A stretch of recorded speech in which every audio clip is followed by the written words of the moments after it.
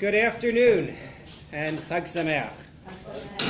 And what better way, as I said in the email, what better way to celebrate than by learning Ezra?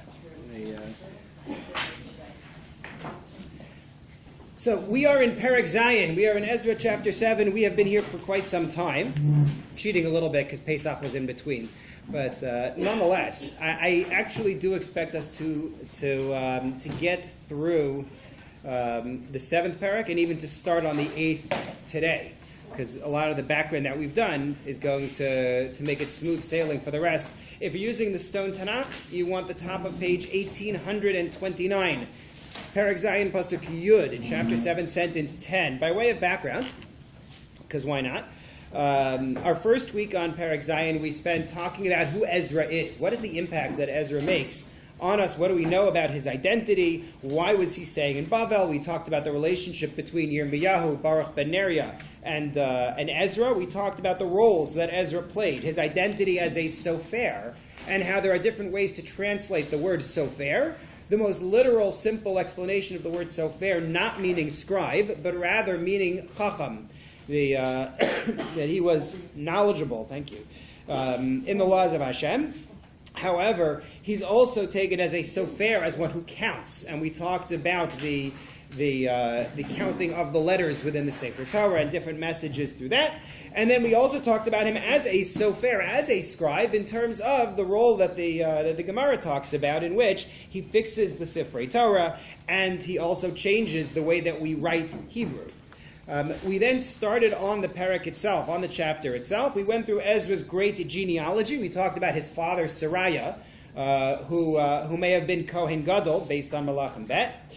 I put them on the back table. So if there are, that's where they are, because I need this one. We said he was described as a sofer mahir, which once again does not mean a fast scribe, but rather means that he is an able, knowledgeable chacham. Excuse me. And then we talked about the timing of his arrival. That was really the last thing that we spent time on, was the timing of Ezra's arrival in the land. How they depart. When did they depart from Bavel? Or when did they start their departure from Bavel, I should say? When did they begin their departure from Bavel? Feels like it's been more than a week, hasn't it? What? Right. The first of Nisan is, the yahrzeit of Nadav and Avihu. Right? The first of Nisan was when they started their gathering, and that's also the first day of the Miluim, the dedication of the Mishkan, and that's the day when Nadav and Avihu, the sons of Aharon, the great, etc., uncles of Ezra, when they passed away. And then they actually leave on the 12th of Nisan. Really, who in the world leaves town on the 12th of Nisan? Yeah, like, really? You didn't just say, let's wait another 10 days? You know, we're gonna leave on the 12th of Nisan. Actually, somebody told me on Monday, someone told me, I think he was talking about Rav Gigi from Gush, that in order to enforce that they should not enter Pesach with stress, they actually go away 3 days before Pesach and then come back home for Yontif. So that way all their preparation has to be done by the 10th or 11th of Nisan.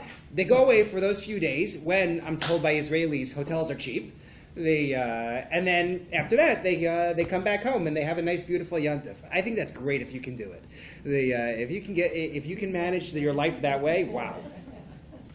Hatzlacha. But anyway, they leave on the 12th of Nisan, and they arrive in Israel on the first day of Chodesh Av, the first day of the month of Av, and we noted the symbolism, first of all, because the Beis HaMikdash, the first temple, had been destroyed in the beginning of Av, and then second, because that's the yahrzeit of Aharon HaKohen. So that here we are with Ezra, the descendant of Aharon, and he arrives in the land on the yahrzeit of Aharon, and of course we noted as well the Chidah, who claims a line of Gilgul, a line of reincarnation, in which it's Aharon, Eli, and then Ezra. Okay, so we had a lot of fun. That brings us to Pasuk Yud, sentence 10, the last bit about Ezra's mission. Look at what the Pasuk says Ezra is here to do. Again, if you're using the Stone Tanakh, you want the top of page 1829. V'zeh parshegen hanishtivan asher nasan that's pasuk Yud Aleph. Yud. Ki Ezra hechin levavo lidrosh es taras Hashem v'la'asos ululamed b'Yisrael chok u'mishpat. Ezra set his heart to learn the Torah of Hashem, to practice it, ululamed b'Yisrael chok u'mishpat, and to teach in Israel the laws of Hashem. You notice the phrase chok u'mishpat. So chok and mishpat are often like peanut butter and jelly. Like they get referenced together. When you go all the way back to the Jews at Marah, the first place where we are told the Jews learned Torah after they leave Egypt, Sham samlo chok u'mishpat v'sham nisahu. There, the Jews receive chok and mishpat, and there's discussion in the Medrash exactly what they learned on that site. But that phrase, chok u'mishpat, is a very important phrase. If you take a look on your sheets, it's source number 1, Gemara in Sanhedrin. And this is very important as we piece together Ezra's identity and what he means for us. So last time we connected him to Aharon HaKohen HaRosh. This time we compare him to Moshe.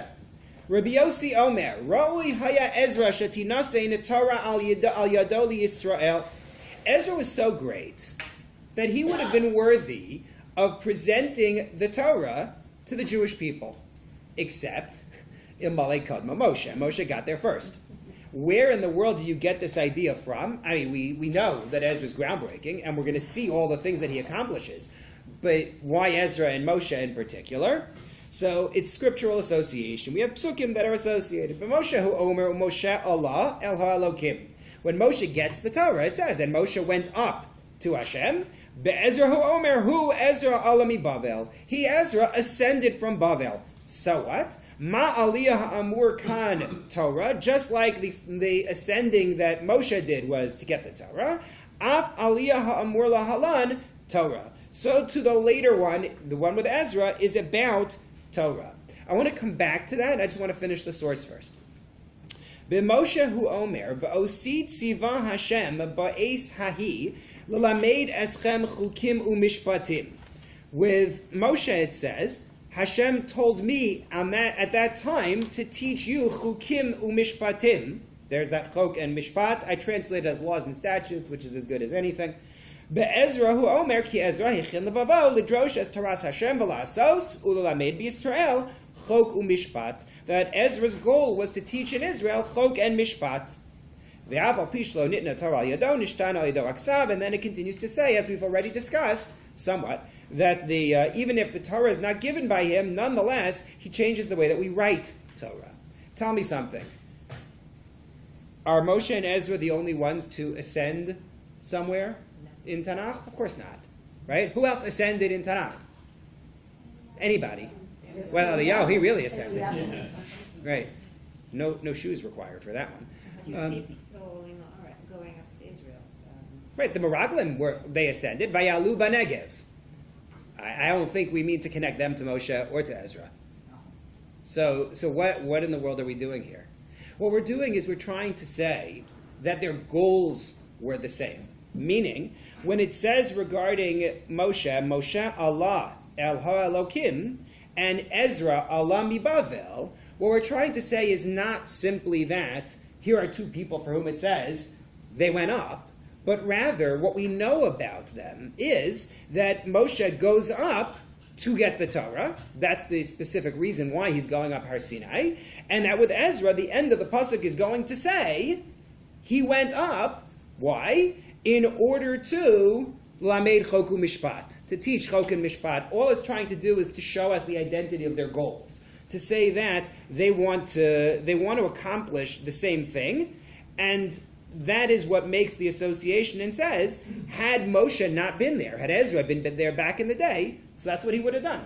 Instead of coming to Israel to teach you chok and mishpat, he would have done it a much easier way. He would have done it, well, I don't know if it's easier at all. He would have done it at Har Sinai. Let me hold off on that easier part until I try them both out. Yeah? What is the significance and the motivation of Ezra seeming to have the chutzpah to change the font that Moshe Rabbeinu used. Right. So that's the part that I deliberately skipped when we discussed a little bit about his role, and I mentioned that the Gemara says that he changes the script. It's a really interesting question. We did say that he changes the script. A recap for anyone who wasn't here, the Gemara says explicitly that before the time of Ezra, we are using the script that is today called Paleo-Semitic.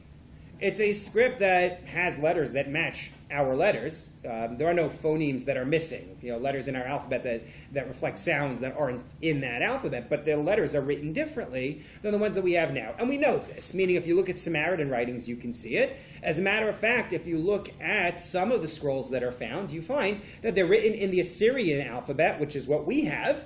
However, the name of Hashem, where it appears, is written in Paleo-Semitic, is written in that older one. I think, if I remember correctly, the 1 shekel coin has the word shekel written, shin kuf lamed, in this older script.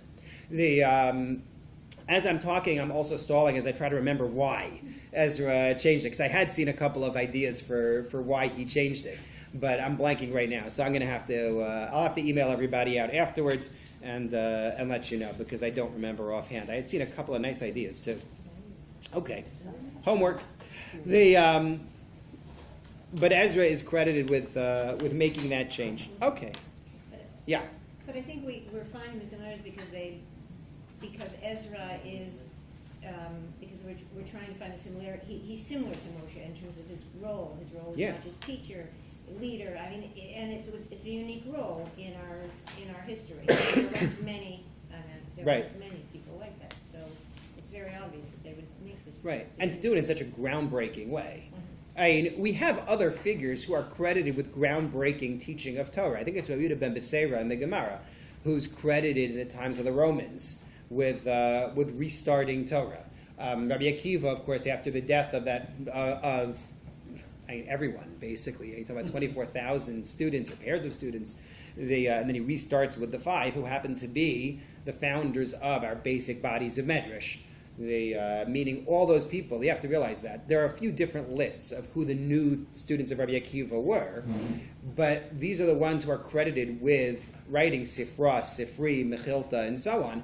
They're the ones who create Torah Sheba'al Peh, and it's all coming from Rabbi Akiva. So there have been others, I guess, who you could sort of put this and with. if Rabbi Akiva's, if the Bar Kokhba rebellion had been successful, we might have seen him as that total leader. Interesting. It's an interesting point. Right. And Rabbi Akiva actually is another one who we link with Moshe. Right? When we talk about the Gemara in which Hashem shows Moshe the classroom of Rabbi Akiva, right? And that Rabbi Akiva is put into that kind of a role. It'll be interesting to do a study of who exactly gets on this rather great list. Yeah, nice list to be on. Okay, so this is Ezra's mission. By the way, worth noting, Rashi notes the opening word in Pasuk Yud. Rashi connects it back to the preceding pasuk, meaning the word ki in general in Sefer Ezra is often just like an emphasis word. However, here they read it as because. The preceding pasuk talked about how he succeeded. Ki yad Elokav hatova alav, right? Hashem's benevolent hand. Why was Hashem benevolent to him? Why did Hashem help him? Ki Ezra hechin levavo, because he set his heart to do this. That's why Hashem made him a success. Okay. So, to sum up what we've seen now, Ezra is on his way. He has actually even arrived, although we're now going to backtrack onto the journey itself. It is interesting to contrast this group with the initial group, in the sense that the initial group came for one purpose, which was? Right, to build the Beis HaMikdash. That was the mission of the first group. They laid the groundwork. And then the second group brought Torah. Right? The first group is not Ezra's group. There are people of Torah. Haggai and Zechariah are there. You can't get much better than that. Zerubbabel is a person of Torah as well. But it's very interesting in terms of the first group laying the groundwork, establishing their cities, building the Beis HaMikdash, and then Ezra's going to come in with the Torah. Okay. So let's take a look at the next section here. Starting with Pasuk Yud Aleph, we get the decree of Artachshasta. Artachshasta, who might be Daryavesh, who the Malbim even thinks might be Koresh, he thinks that's what the Gemara is saying. Note, we are going back to Aramaic for this decree. So those who enjoyed our brief sojourn in Hebrew, it'll come back. Pasuk Yud Aleph. V'zeh parshegen hanishtivan. This is the text of the decree. Asher nasan hamelech Artachshasta leEzra Kohen hasofer, which Artachshasta gave to Ezra the Kohen, the Chacham. Sofer divrei mitzvos Hashem b'chukav al Yisrael. He is the teacher of, you can say scribe if you like, the words of the mitzvos of Hashem and his laws for Israel. So this is what this is what excuse me. This is what Artachshasta wrote. Artachshasta melech malchaya leEzra chahana safar dasa dialaka shemaya gemir uch enes. Right, Artachshasta, king of kings, to Ezra the Kohen, the sage of the law of the God of heaven. We've seen the Persian kings calling Hashem the God of heaven since the beginning of the book. Gemir. What did we say Gemir means when it shows up in a letter? Etc. Gemir is V'gomer. Etc. The Uche'enes and Uche'enes can either refer to a place or it means and now, like the word Ke'an in Aramaic. Mini sim te'el. The order goes forth from me. Dichom is nadav b'malchusi min ama Yisrael v'chahanohi v'leivaye l'mahach l'Yerushalayim imach yehach. Here's my order. Anybody who volunteers in my entire empire, from the nation of Israel, from its Kohanim, from its Leviim, to go to Yerushalayim with you, shall go. Permission is granted. That's interesting. Why is permission needed? Why do you need permission to go? You're staying in the empire. You're still in the tax base. What's the big deal? You're going to take sure that you're not there for rebellion or something else. To show that they're safe, that it's not viewed as rebellious potentially. Okay, yeah. The first order had been finished. Yeah. They're allowed to go. That's the first. Right. So I'm asking for something different. I'm inclined to read it that way as well, and it's not just me. Malbim is actually going to say it. Did I bring it on the sheet?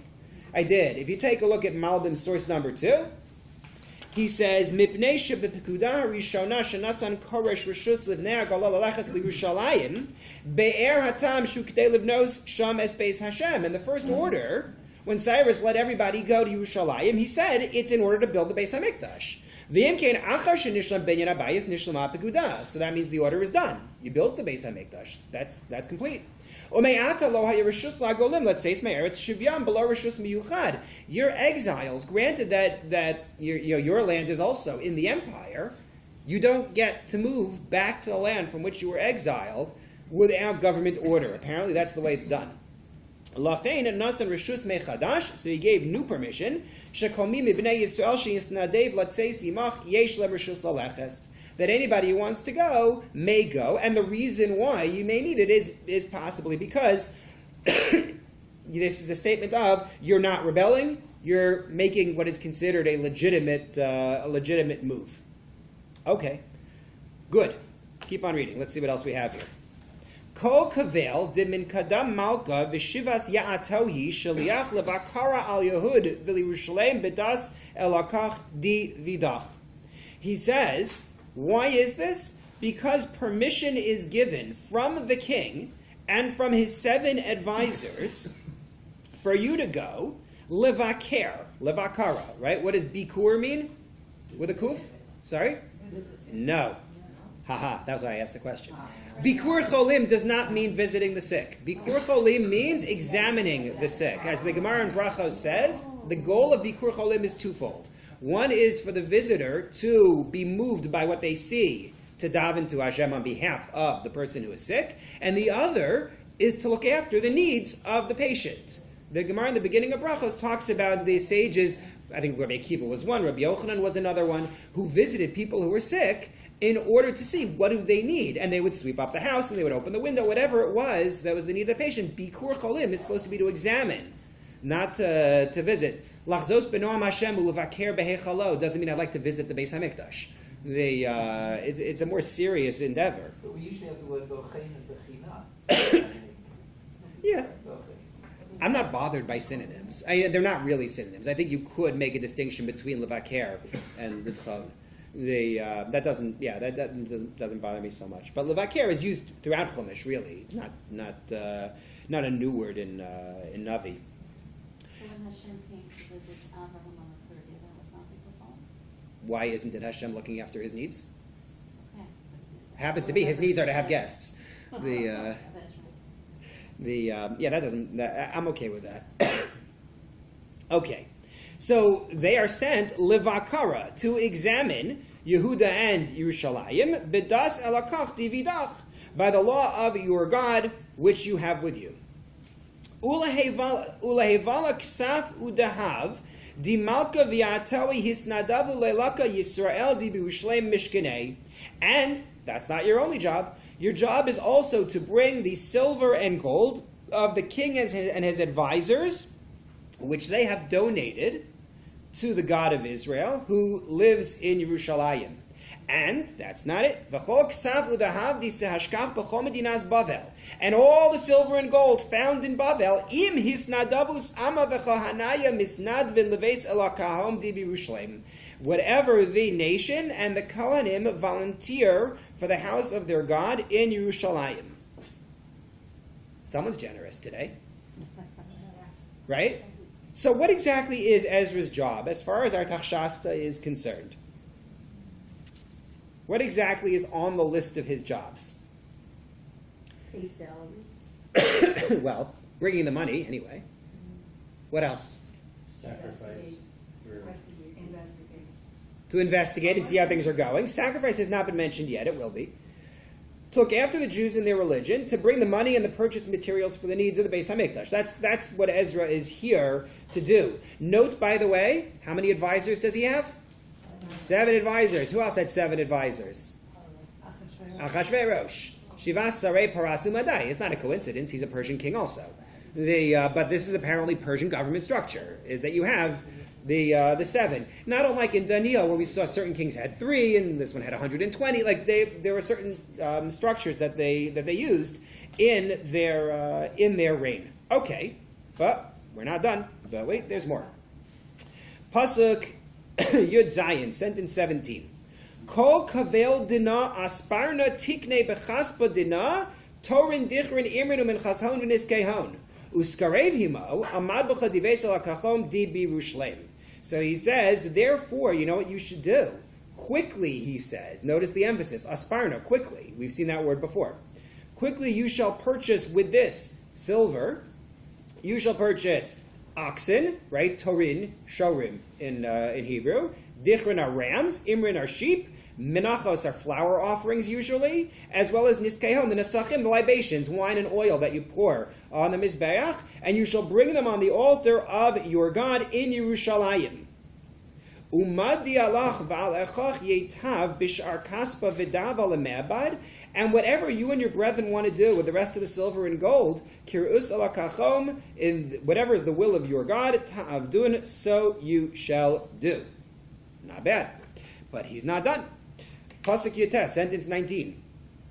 Umanaya di misyavin lach, the vessels that have been given to you, lafalchan beis elakach, for the worship of the house of your God, hashleim, either complete them or bring them forth completely, use all of them. Kadam alaka Yerushalayim, before the God in Jerusalem. Ushar chashchus beis elakach yipel lach lemintan, and whatever else is missing from the house of your God that falls to you to give, tintain min beis ginzei malka, give it from the stores of the king. You missing anything? I don't know, brass doorknobs. Whatever it is, you can take that from the royal supply. This is very impressive, but believe it or not, he's still not done. Pasuk Chaf Aleph. Umini ana Artachshasta malka, and from me, I, double me, the Artachshasta the king, sim to aim, the order is given, l'chol gizavraya di ba'avar nara, to all the gizbarim. What's a gizbar? Anybody know? Treasurer is an officer who's in charge. To all the officers who are in charge of the treasuries on that side of the Jordan, meaning Israel, if you're from Persia, right? This is the other side of the Jordan. Anything that Ezra the Kohen, the sage of the laws of the God of heaven, anything he asks of you, asparna yisavid, should be done immediately. Ad ksaf kakrin ma'ah. Now he gets down to numbers. He says, silver, up to 100 kikar of silver. Ve'ad chintin karin ma'ah, up to 100 kur of wheat. Ve'ad chamar batin ma'ah, up to 100 bat of wine. Ve'ad batin mishach ma'ah, and up to 100 bat of oil. Umalach, dilak sav, and salt, unlimited.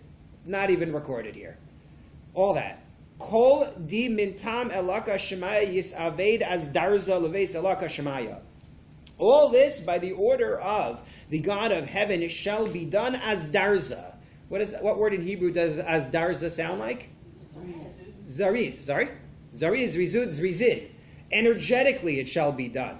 There's another way to take it also we'll come back to in a minute. Or a few minutes. But it should be done quickly, energetically for the house of God of heaven. Because why should there be anger against the empire of the king and his children? Sound familiar? Sound familiar? We saw this before when we talked about Darius's order as well. He said, you should daven for me and for my children. So Artachshasta says, clearly his hope is that this will be done and it will put himself and his family in good stead with this Elaka Shemaya, God of the heavens. But he's still not done.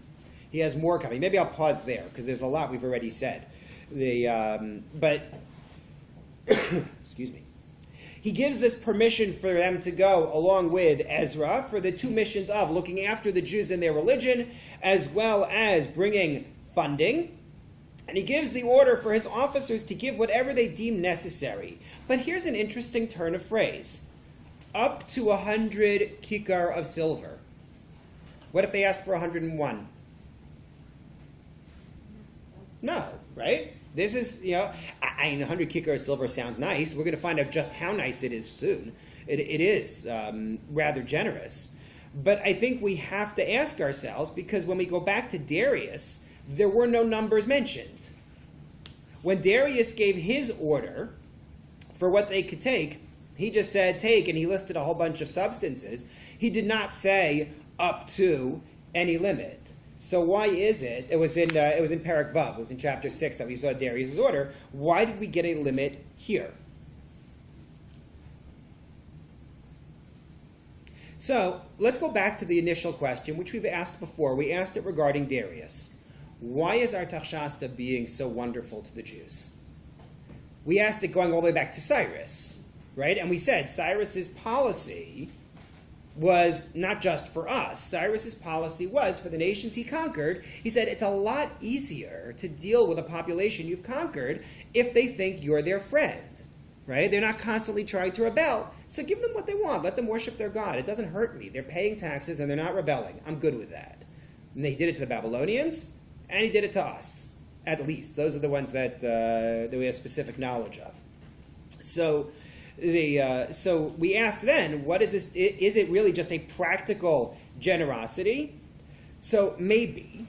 We also saw, though, regarding Darius, Perek Vav Pasuk Chaf Bet, chapter 6, sentence 22, in which we were told that the Jews celebrated Pesach with great joy because Hashem had turned the heart of the king to be generous to them.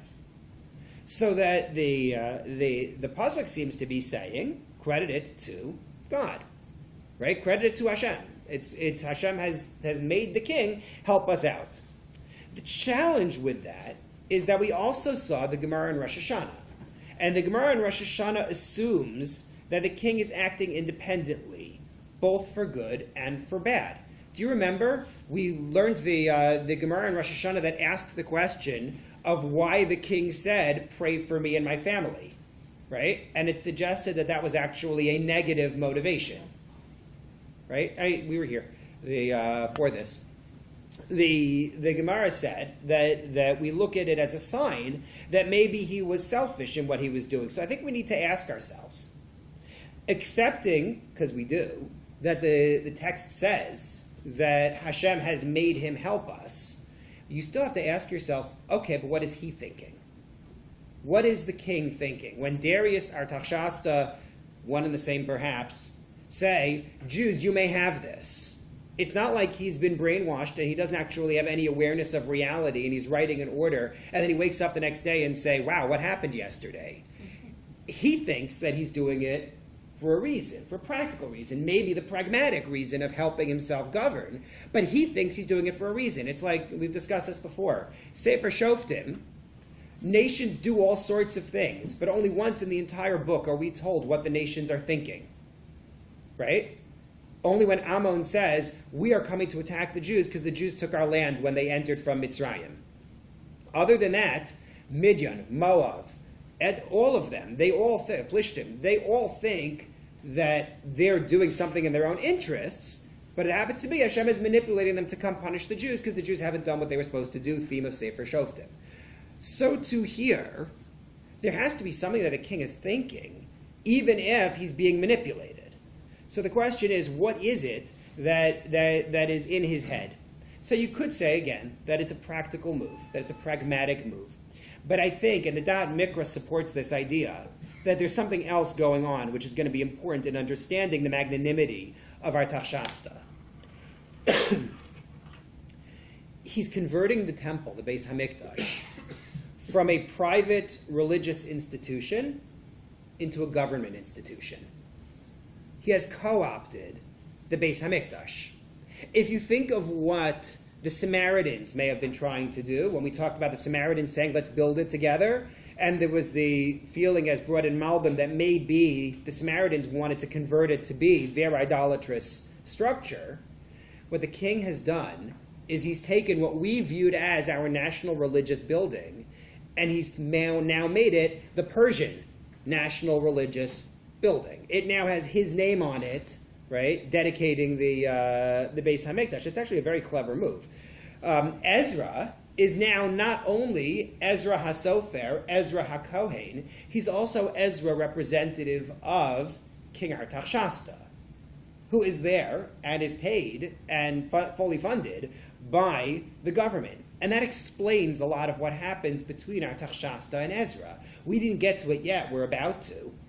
He's going to give Ezra unbelievable rights and powers. The sort of thing that, no, you don't normally give away to somebody from your captured minority population. You'll see. It's really very strange. He does limit him to Judah, not Judah and Samaria. Correct. He's not trying to torture the Samaritans. This is true. Yeah. And he limits. Keeping separation. Correct. He does give him a budget. And he gives him, well, we're going to come back to what he did with the budget, because that's a good question. But so it appears. In the actual details, You mean like giving numbers? yeah. Yes. It's really in there. Yes. Doesn't he have anything else to do? What does he have? Maybe not. It's a slow day in Persia. It becomes a lot slower if his people like him. He's not putting down rebellions. The earlier period, we saw that. With Darius, he's dealing with revolts. I don't think Artachshasta is facing the same problem in this time of Ezra. There's also something else here that's very interesting about the text of the decree. Go back for a second, please, to Pasuk Yud Gimel, sentence 13. He didn't say, everybody gets to go. He said, everybody gets to go, imach, with you. Right? It's about Ezra personally. And all through the decree, the emphasis is on you, Ezra. Whatever you decide, based on your knowledge, based on what God tells you, it's very Ezra specific. Why? Because Ezra is effectively representing the government. He's effectively representing the empire. So therefore, it's all going to be about Ezra personally, and you'll see it very strongly with the rights that Ezra gets. Now, to come back to this business of the limit on what he can spend. So, take a look on your sheet, please, at source number 3. You will recall, hopefully without pain, But not for me, with pain. The time that we spend trying to figure out whether kings start their calculations from Nisan or start their calculations from Tishrei, right? By the way, someone asked the question last time about that Malbim. I forgot I was going to start with this. We were trying to figure out why it said twice year 7 of Artachshasta, and Malbim had given the answer that Artachshasta started his reign on the 2nd of Nisan. So when it said the 1st of Nisan, it was the end of his 7th year. So someone asked the question last time that actually Artachshasta, the kings start on the 1st of Nisan. What do you mean the 2nd of Nisan? So I looked back in the Malbim and he actually answered that question. Malbim's answer was, we meant personally. Whatever they're doing royally on the documents is from the 1st of Nisan. But Artachshasta knew I started on the 2nd of Nisan. And therefore that latter mention was the conclusion of the year. That's a side note from last time. But the Gemara itself came up with the idea that because the year didn't turn over when we expected it to for this king who may be Koresh, Daryavish, or Artachshasta, meaning that that we at first in his career it seemed like there was a new year when you hit Rosh Chodesh Nisan, but then later in his career the new year seems to begin in Tishrei, and the Gemara needed to solve that problem. And it suggested that it was because he went bad. And the Gemara then asked, well, how do you know he went bad? And we gave one answer. We said it was because he said, pray for me. And that showed he was doing it selfishly. We gave a second answer as well. There's a third answer, which we are going to see when we get to Nehemiah, actually. We're not there yet. But then the Gemara brings a fourth answer in source number 3 to try to explain. Thank you so much. The Gemara brings a fourth answer, and that's in source number 3. How do I know that this king went bad? Ibayis Ema, if you want, I'll tell you. Minolan da'achmitz, how do we know that he went bad? Mehacha, from the following pasuk. It's the pasuk we just read. We can skim through it, right? Up to 100 kikar of silver, up to 100 kur of wheat, up to 100 bat of wine, up to 100 bat of oil, and unlimited salt. Me'ikara below kitzusa. Initially, in chapter 6, there was no limit. V'hashta bekitzusa. Now there is a limit. But the Gemara says, V'dilma me'ikara lo havakamle bekitzusa.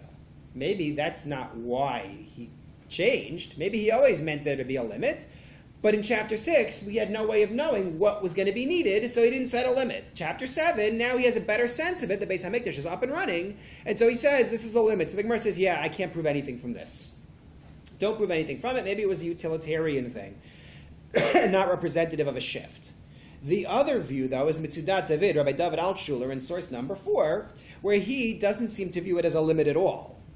He reads it as, Af im yarbelish ol ad kuv kikar kesef ve'ad kuv kurim mechitim, etc. Even if he asks for 100 kikar, give it to him.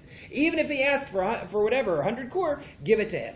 That's the way that Mitzudat David reads the line, and it's not a limit at all.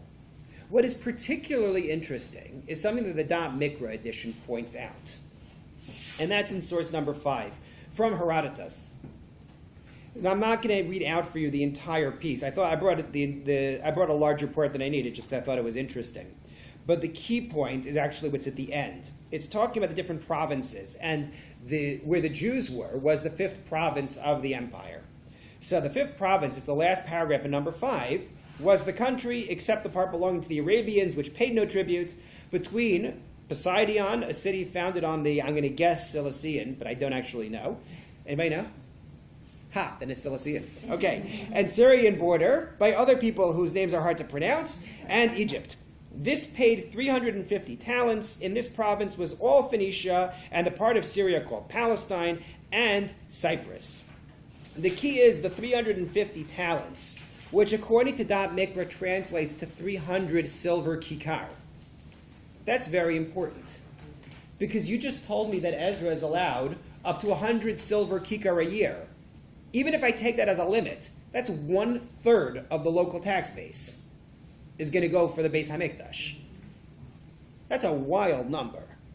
What it suggests is that that this is some level of exaggeration on his part, saying sort of like, one way to understand Ahasuerus to Esther, up to half my kingdom. He doesn't expect her to ask for half the kingdom. Whatever you like, up to half the kingdom is yours. Why he felt the need to say up to half is another discussion. But the point is that that it's a crazy number. 100 kikar of silver is. Don't do that. Don't do that. I don't want him. I don't want him here. Okay. And certainly not compared to Artachshasta. I'm sorry. Okay. So what we have is this great gift that he's giving, perhaps because he has nationalized the Beis Hamikdash, perhaps because he wants them to pray on behalf of his family, and he says it should all be done as darza, which I explained initially means energetically, with alacrity. But Malbim says there's something different. If you take a look at source number 6 on the flip side of the sheet, he says, Adrazda chosam balashon aravi. He give you a similar word, which he says means a seal in Arabic. I did look into this in Arabic. I was not able to find this word, but that's not so surprising.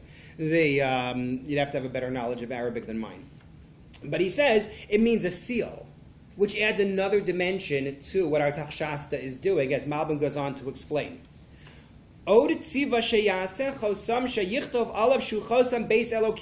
He commanded that Ezra should prepare a seal. Inscribed upon the seal should be the seal of the house of God. Anything emerging from the Beis Hamikdash yuchtam b'chosam should be sealed with that. It would have the status of a decree of the God of heaven. Just like something sealed with the royal seal is the royal decree.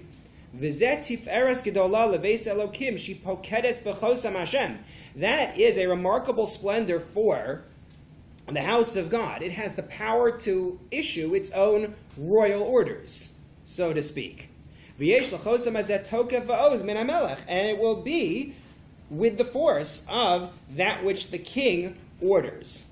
Again, showing what he's done with the Beis Hamikdash, that it's part of the royal structure, but he's giving it its own standing. Very interesting thing. But as I said, he's not done. Shana.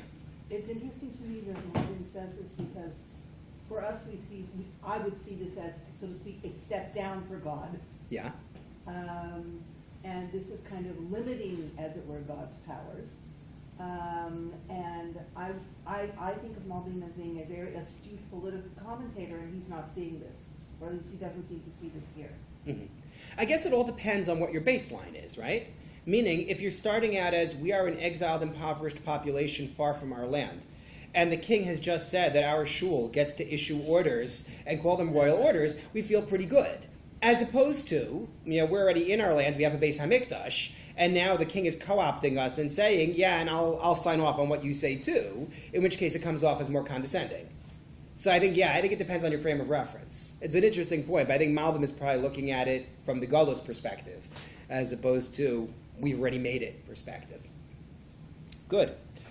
So take a look now, please, at Pasuk Chav Dalet, sentence 24. He has already given the right to return, right of return.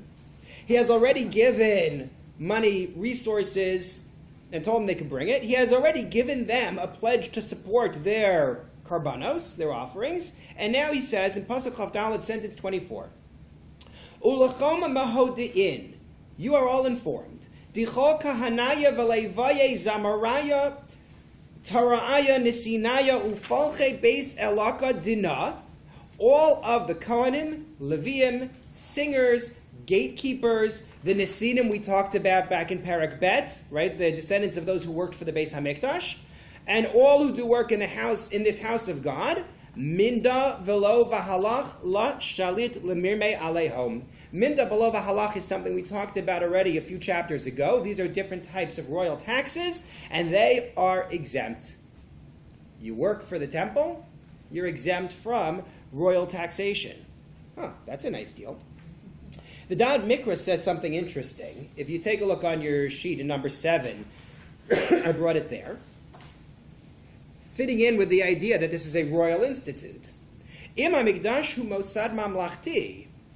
If in fact the Beis Hamikdash is a royal institution, harei min hadin hu shekol ha'ovdim bo yechashvu ki pigidei hamelech. So it makes sense that all who serve there shall be considered royal servants. Hapturim mitashlumim b'shibudim hamutalim al sharat toshavim, and they'll be exempt from all the payments and obligations that are incumbent upon the rest of the population.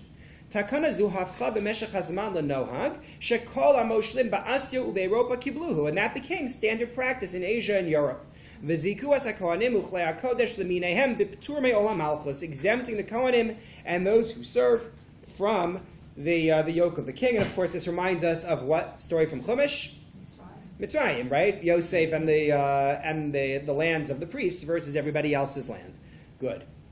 So this is a decree exempting them. And by the way, very interestingly, the Rashba, it's Chelek Aleph Tshuva Pei Daled, sees here an exemption for Talmidei Chachamim from taxes. He bases it on what happens here in Ezra. They are the ones who are now serving, so to speak, in the house of Hashem. Before anyone disagrees, I'm going to go further. Pasuk Chavei, sentence number 25. Ve'ant Ezra, and you Ezra, kechachmas elakach dividach, according to the wisdom of your God in your hand. Many shaftin v'dayanin dilehevon danin l'chol ama diba'avar nahara l'chol yadei dasei elakach v'dilayada tehodeun. In addition to everything else he's already given, he says, according to the wisdom of your God that is in your hand, I want you to appoint shoftim v'dayanim. What are shoftim and dayanim? Judges. Judges, right? I want you to appoint judges. The difference between a shofet and a dayan in general, we would just assume that these are two different terms, maybe reflecting different levels in a hierarchy and maybe even not. The Malbim characteristically wants to find a distinction, and so he says that shoftim are experts and dayanim are lower level. They're not necessarily as expert as the ones on the higher level. You have a hierarchy of courts. So he says, or first the king says, appoint these judges. They will judge the nation that's in your region, the other side of the Yarden, for all who know the laws of your God, and those who don't know, teach them. Or as Malbim reads it, your first level judge, or your higher level judge, the shofet, is for those who know the law of your God, and those who don't know are the lower level ones. Maybe. Either way, most of the Mefarshim read it for the first way, appoint judges for Torah law, and to teach those who don't know the laws of the Torah. Finally, last sentence in this, V'chol dila leheve aved dasa di elakach. And anybody who's not going to fulfill the law of your God, vidasa di malka, and the law of the king, by the way, asparna dina leheve misaved minei. Let them judge and punish that person quickly. Hein lemos, whether that means death, hein, or whether it means lishroshi, is what it appears to, hein lishroshi. The literally lishroshi would mean to uproot. The Gemara Moed Katan says it means to excommunicate.